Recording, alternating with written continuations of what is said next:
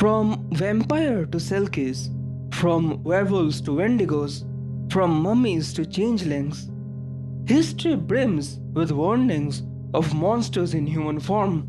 They laugh like us, move like us, might even look like us, but they're not us.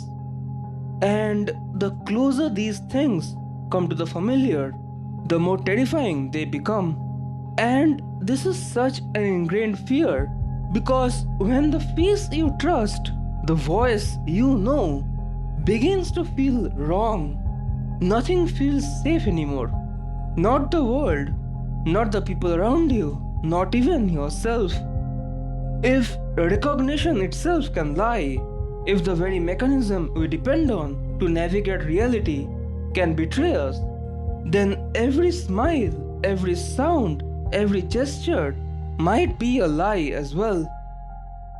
And the only thing worse is when this isn't just folklore or nightmare, but something inside your own head, a flaw in the machinery of perception, a glitch that whispers that the people you love have been replaced, that the faces you see every day are masks hiding something other.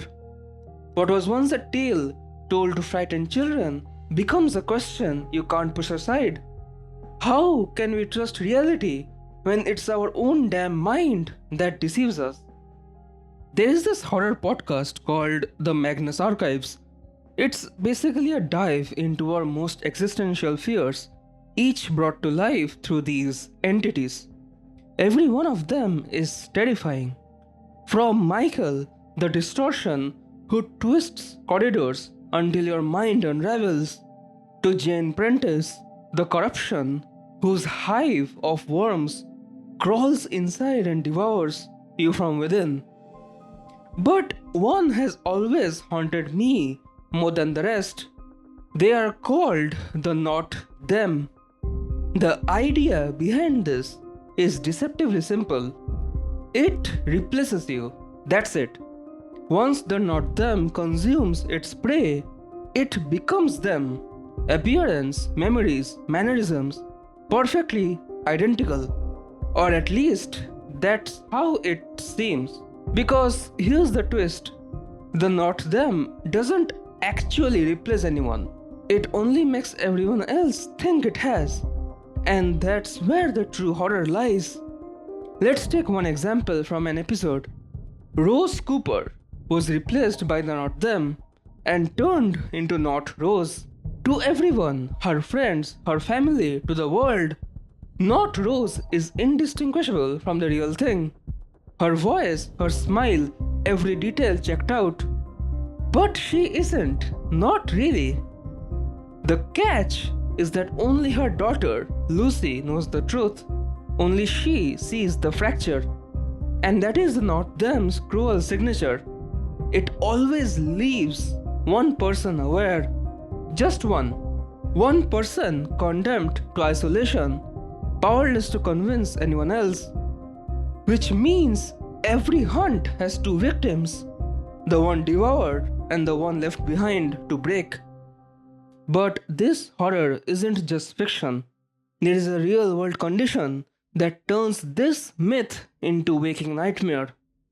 It's called the Capgras Syndrome. Imagine this. Someone you love, a partner, a parent, suddenly insist that you are not who you claim to be. You look like yourself, sound like yourself, remember every moment together. And yet, to them, you're an imposter, a perfect double, wearing the face they once trusted. For the person suffering, the world becomes a masquerade.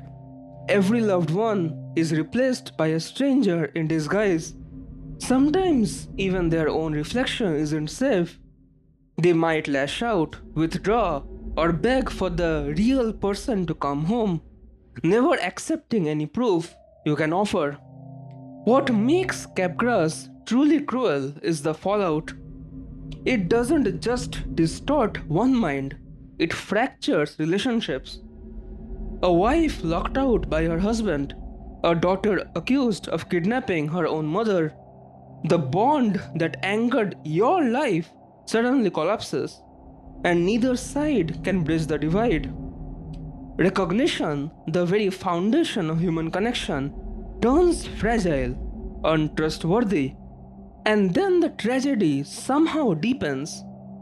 Because Capgras never leaves just one victim. The person you love looks you in the eye and calls you a fake.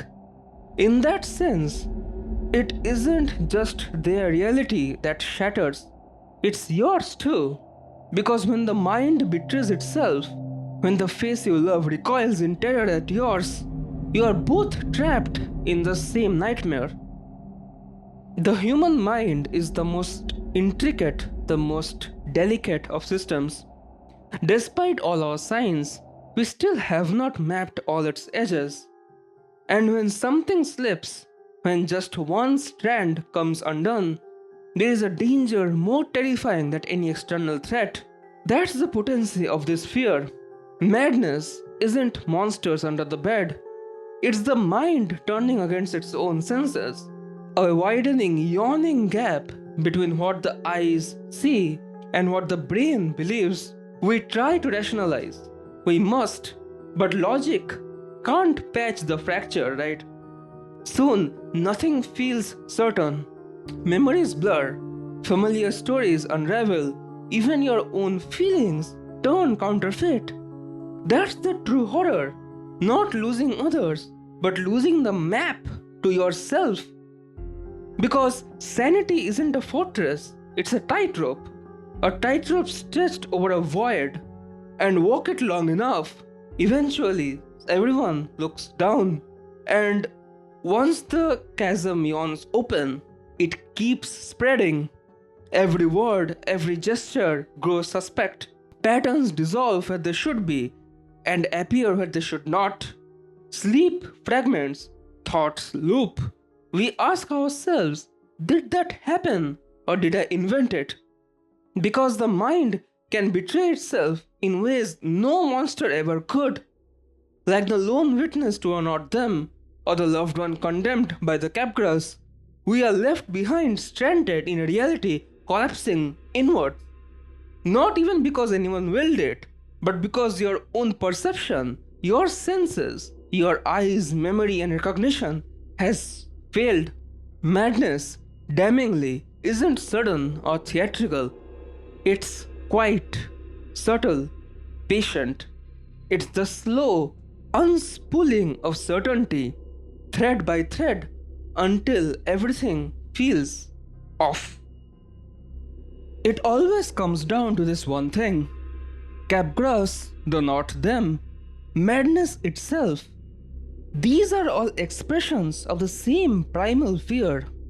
The horror of losing our sense of reality, the loss of certainty, the quiet, simple luxury of picking up a cup of tea and knowing with complete, absolute sureness that it is a cup, that it is a liquid, that we have and can hold such a thing, is ripped away, replaced with this void of doubt, confusion, and anxiety.